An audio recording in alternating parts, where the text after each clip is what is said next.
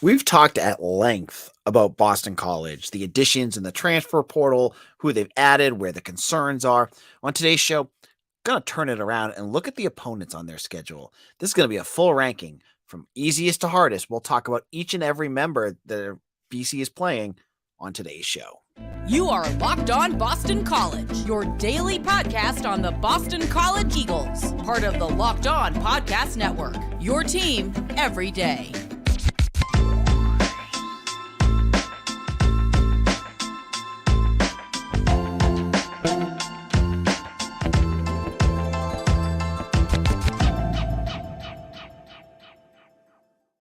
Hello and welcome to Locked On Boston College. My name is AJ Black. I'm the publisher of Eagle Insider, part of the 247 Sports Network. Shout out to all of my everydayers out there that have made Locked On BC your first listen every single day.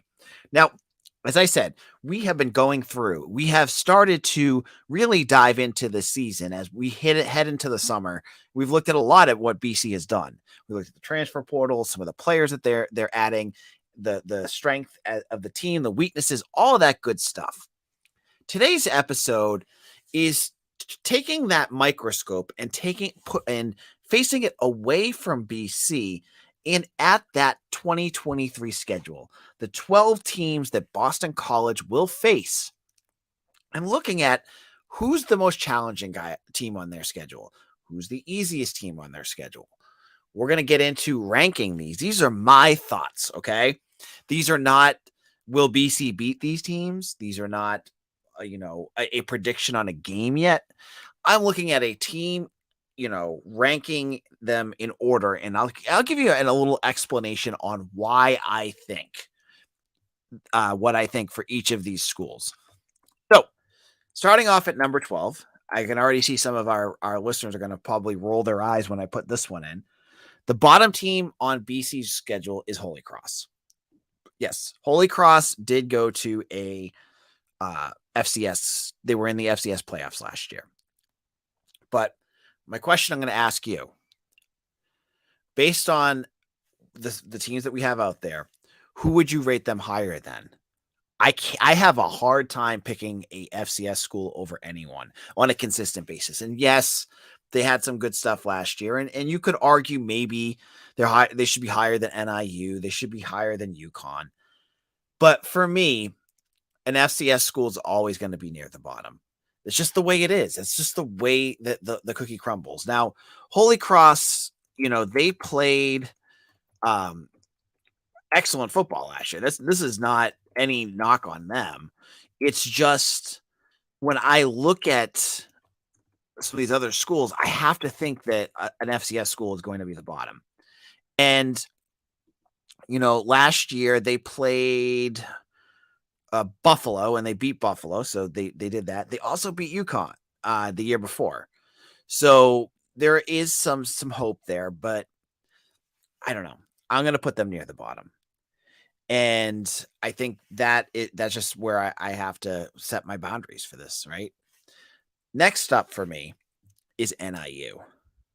NIU, if you were to ask me, like 3-4 years ago, would never be near the bottom. They had some really fun teams under Dave Doran, and even after that, they were pretty good. Last year, they were as bad as BC. They were 3-9 with wins against Eastern Michigan, Eastern Illinois, and Western Michigan. They were outscored 32-27. I don't know. I don't feel like this team is all that good. And I think their run of being a good, middle of the pack program is definitely gone. They started a true freshman. They had 4 different quarterbacks go for significant snaps last year, and they finished with throwing for 2,100 yards, 18 touchdowns and 14 interceptions. This game's also at home for BC, so I think this is the second easiest game on their schedule. All right, for all you UConn fans out there, you're next. The UConn Huskies come in at number 10 for me, and here is why. They made a bowl last year, and that is nothing to that is not any reason to poo-poo this team. They did score only 19 points a game, which BC did the same thing. But I'm just telling you, when you're playing as UConn, it's a different story. I don't know. When I look at their schedule that they played last year, they had big wins over Fresno State, a ranked team. They beat BC, they beat UMass, they beat Liberty, which was a big win for them. There's nothing wrong with that. I guess I'm still stuck on UConn being UConn. Like, I don't see them magically becoming a program again. And when they played BC last year, when I watched them play the Eagles, BC's offense let up a broken, like a jailbreak touchdown at the beginning of the game when they were caught off guard. Their offensive line was awful, and like every other game last year. And then UConn almost gave them that game, and BC just couldn't do anything with it. If BC improves at all, this should be an easy win for them. That's a big if, right? And again, I'm not getting into what BC does. I'm just saying that's where I have them at. Next on my list, I'm going to put UVA. I'm putting the Cavaliers next. Now, UVA had a terrible year last year, both off and on the field. They had that awful shooting incident that ended their season. And, I can't imagine what Coach Elliott had to go through with his program after losing players and having them lose their lives. That's awful. But it's this is the world we live in. They have to move on from that now. I'm sure there'll be a lot of heavy hearts even this year. Going into 2023, they're going to have a new quarterback. Brennan Armstrong is with NC State now. BC avoids playing. God, do you remember him in 2020? BC's lucky they don't have to play him again. UVA last year was 3-7. They averaged 17 points a game. BC gets them at home again. So again, I put them near the bottom. I think they're going to be the easiest conference game BC plays, unless Tony Elliott can figure things out. And I haven't seen enough of what UVA is like. One of those schools when I look at like the transfer portal stuff, I didn't see them like make a market increase like some teams that we'll talk about later. So they're going to be near the bottom. They're going to be my bottom ACC team on the schedule for BC this year. Now, in a moment, I'll get into our second stratosphere of teams that may be a little better, but also still have some flaws. We'll get into all of those in just a moment. But if you're looking for a delicious snack, but don't want all the sugar and calories, I'm telling you, you need to try the Built Bar. You got to try them. They're so good. I have a box of them in my desk when I go home from work and I need some fuel as I drive home. Built does it for me. They're so good. They have the cookie dough puffs recently. They have like real balls of cookie dough in them. And they're such a treat. You can't imagine that they're actually a protein bar, but they are. They're good for you. They're 100% covered in chocolate, but they give you all the macros that you want too, like 130 calories, 4 grams of sugar, and a whopping 17 grams of protein. Now, you don't need to just go to built.com and use promo code LOCK15. You can do that if you want. You can also go to Sam's Club or Walmart. They have them there. That's right. You can head to your nearest Walmart today, walk to the pharmacy section, and grab yourself a box of Built Bars. You can pick up a 4-box bar of cookies and cream, double chocolate bar, or coconut puff. And if you're close to Sam's Club, run in and grab a 13-bar box with hit flavors like brownie, batter puff, and churro puff. So go to built.com, use promo code LOCK15, or go to your nearest Walmart or Sam's Club. It's a decision you won't regret because Built is so good. This is Locked On BC. AJ Black here. Thank you all who have made listening to Locked On BC a daily routine for you. You guys are the best. And if you enjoy this podcast, hit the like button on YouTube if you're listening on YouTube, or subscribe to us wherever you get your podcasts. And a big news too, I think I announced this last week, we are now on Sirius XM. So if you like our podcast and you have a Sirius XM radio in your car, you can find all your Locked On channels on there. Now, don't ask me how to do it. I don't have one, so I don't know. But you can find Locked On BC on there. And if you find it on your radio, hit me up on Twitter at LockedOnBC. Show me that screen of what it looks like, because I think that'd be kind of cool. Hit that and I'll retweet the hell out of it for you, okay? But let's get back to our conversation at hand here. Talking about schedules and difficulties here. Now, my number 7 team, my number 8 team, is going to be the Georgia Tech Yellow Jackets. This team decided to go with Brent Key, who was their defensive coordinator last year, and then took over after they fired Jeff Collins halfway through the season. They had some nice wins. They had some ranked wins in there. I have to say he earned it, right? He earned the ability to come back. BC has to go on the road to Atlanta to play the Yellow Jackets, and that's a little bit more challenging. That being said, I don't know what their quarterback situation is going to be. Jeff Sims is gone. He's at Nebraska now. Tyson Faramonk is gone. I don't know. I don't even know where he ended up, but he's not at UMass. Maybe I think he's at UMass. They're all gone. So Georgia Tech has got some rebuilding to do, and they're not a team that you play against that is loaded with top level talent that trips up BC. Like when you play a team that is loaded with athletes, that's the type of stuff that usually trips up Boston College. They don't have that. So I think that's a good sign and a good a matchup for BC, even though it's a road game. We saw BC go down to Georgia Tech before and beat them. Maybe they'll do it again this year. Next on my list, I moved them up a little bit since I wrote these down. And then as I'm talking it through, talking to you folks, I adjusted this one because I started thinking about it and went, no, there's another factor here. And this team is Army. I had Army at number 9 originally, but I just moved them all the way up. Now, Army, as I think we talked about this with Mitch before, is moving from the triple option to shotgun. And I think that's a blessing for a lot of big teams, because the triple option and the way that they could just suck the soul out of the football with 12-minute drives that just preventing you from ever touching the football made them a tough out. And honestly, I don't understand why you would move away from that. It's a great identity for a football program. And for a school with limited resources, it just made them a tough out a lot of times. We just saw Army, 5-6 years ago, being really good. And now they're away from that. So when I look at Army, when I look at what they can do, I think they're tougher than a UVA or Georgia Tech. Just based off the athletes that they bring in. It's Army.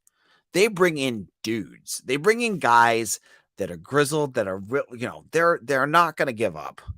I don't ever think of Army as an easy out. That's why I'm pushing them up my list. I think of them as a team that will be challenging. No matter what they look like, what offense they're going to play, they're going to be tough. So I'm going to put Army up there a little bit more.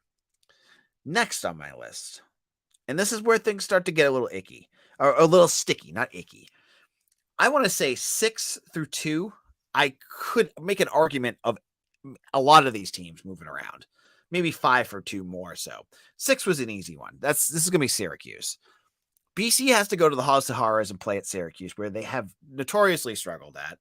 Last time they played at Syracuse was the game where Phil Jakovic was playing with a dislocated shoulder or a broken shoulder. I forget what his shoulder. He had a shoulder injury, and he could barely throw the football while Syracuse stuck in the game with their third string quarterback. Don't ever like playing there. That being said, they are now without Sean Tucker. They don't have Garrett Williams. I don't ever count out Dino Babers now. After last season, I have become a Dino Babers fan. He has done an excellent job with that program, redefining that school from, a listless program just years before to a gimmicky offense that worked really well under Eric Dungy, but then just didn't find itself, to a really good physical football team, all in the span of a couple of years. That's good coaching. That's on Dino for putting together a good program. And I don't care if Sean Tucker is gone. I have faith that he, as a head coach, will figure things out and figure out what the identity of that team should be. Whether it is their quarterback, Garrett Schrader, or there's some young talent that I don't know about that could be really good. I feel the faith that Syracuse is going to figure things out. And I don't know. Maybe I'm wrong because I know they've struggled at years, but maybe I'm just thinking they're going to figure things out again. And I don't want to sell on them. And then our final one for this segment, I'm going to put, and I'm going to hate myself for this, I'm going to put the Miami Hurricane. And again, I almost wanted to slide them down my rankings because Miami's going to be the fraud school in my brain for this whole year. They were awful last year. They brought in some of the best coordinators in the country, and they still couldn't figure out, along with quarterback Tyler Van Dyke, who the media all were drooling all over. They were not able to figure that out. Now, Miami went right back out there. They went out, they recruited, they played well, they recruited well, they hit the transfer portal hard. They had the guy with the life wallet hit up that, the paying all their, their recruits huge amounts of money. Maybe Tyler Van Dyke figures this out. Maybe that's what I'm going to go with this year, is that Tyler Van Dyke is going to figure things out and that he's going to win. That's where I'm going to put it. And I'm going to hate myself for putting Miami that high. I am. Because truly deep down in my brain, I'm going, no, AJ, throw them at like 8 or 9 because they're going to fall on their face again. Mario Cristobal hasn't figured things out. He's going to fail. But my logical brain, looking at rosters, I had to put them where they're at. Because honestly, I look at the BC schedule and I don't really, other than maybe like the top 2 teams that they play against, I don't feel like there's a huge amount of talent that they're facing against. So in a moment, I want to get to our top 4. And I have to say, they're not that great other than number 1. And we'll get into that in just a moment. All right. AJ Black here. This is some fun. I was thinking about what I wanted to talk about in this episode today because I was looking for news items. There's really nothing going on with BC. The recruiting trail is kind of quiet right now. We're waiting for the official visit season to start. That's when BC is going to start getting commitments. Haven't heard anything there. Baseball. I don't watch baseball enough to give you in-depth analysis on that. Like I don't have time to watch the baseball team 5 times a week. I just don't. And we've already talked about lacrosse. So I wanted to get into some football talk. And I was looking at the schedule, and we're now into the 4 most difficult teams that BC is going to play this year. And I have to say, when you compare the more difficult teams BC plays this year to the more difficult teams BC played last year, it's not even close. Like if I were to go through BC's schedule last year and just come up with their most difficult part of their schedule, their top 4 were, I mean, you could probably put 5 there, but the top 4 were really good. You had Clemson, who, was what? They won the ACC. Wake Forest, who was very good. They had Sam Hartman. They smoked you. They were a good football team, the top 25. They had Notre Dame, top 10 football team. And Florida State, who really rose and became a top 20 football team. I look at BC's schedule this year, and I see 1 ranked team and then a bunch of teams that could be okay, but I'm not even sure they will be. Right now, I'm just saying these are the top 4 teams. I'm not sure they'll be top 25. I don't think they will be. Number 4, I would be stunned if they were ranked, and that's Virginia Tech. And the reason I put them higher than most other teams is because BC under Jeff Hafley 2 of the last 3 years has struggled against Virginia Tech.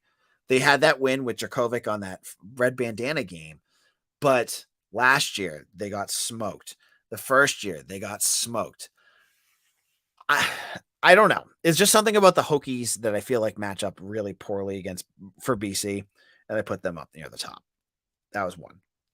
Number 3 is a program that has a special little addition to them this year that I think is going to make for an interesting matchup. And I think there's no one who would like to see to win more than Emmett Moorhead, and that's the Pitt Panthers. They got Phil Dracovic. They've got Frank Signetti. And we've seen now, and I was just looking at the NFL draft, how much talent they put into the NFL in the last couple of years. They're doing Pat Narduzzi's doing a really good job of building a sustainable program for the Panthers. BC has to go on the road. They got to go against Dracovic, who's obviously got that game circled with a giant marker, and that's going to be a tough out. That's going to be a tough out. If I sold high on. I was very high on Dracovic going into last year, and he didn't live up to it. But a lot of that was the offensive line got him killed. If he can play behind a good offensive line, I think he could be really good for Pitt this year. I will have to wait and see. And I think I honestly think he's probably going to have a better season than Moorhead. We'll have to wait and see how that turns out. Now, that one I put at 3. Number 2 is my toughest pick that I put there, but I'm buying on it now for a variety of reasons. Now, Mitch just told me he thinks his team's going to go 4-8. I don't think so. And I'm going to go with the Louisville Cardinals, who BC plays right after Florida State. Louisville lost Scott Satterfield, and any other team other than Colorado and maybe a few others, I feel like this team has had the most roster turnover. They're bringing in a guy who I believe played with new head coach Jeff Brom, and I think will be a good fit for them. And I don't know. I've seen them bring in guys like Storm Duck and some really good transfer portal players. I think they'll be okay. And if you think Jeff Brom is going to be the guy to do it, maybe Louisville does turn it around. But this is my controversy. This is like my shot in the dark. This very well could be a team that goes it should be 8th or 9th on this. Maybe they're going to be a complete disaster. And I hate picking them because this is a team that the media is losing their crap over. They were put in as a top 25 team, and I'm going to buy on it now, but maybe I'm going to be completely wrong. And our final pick for the top team BC is going to play is on our screen right now. If you follow along on YouTube, you see who it is. Florida State Seminoles. Florida State is going to challenge Clemson this year. Jordan Travis is really, really good. Jared Verse on defense is really, really good.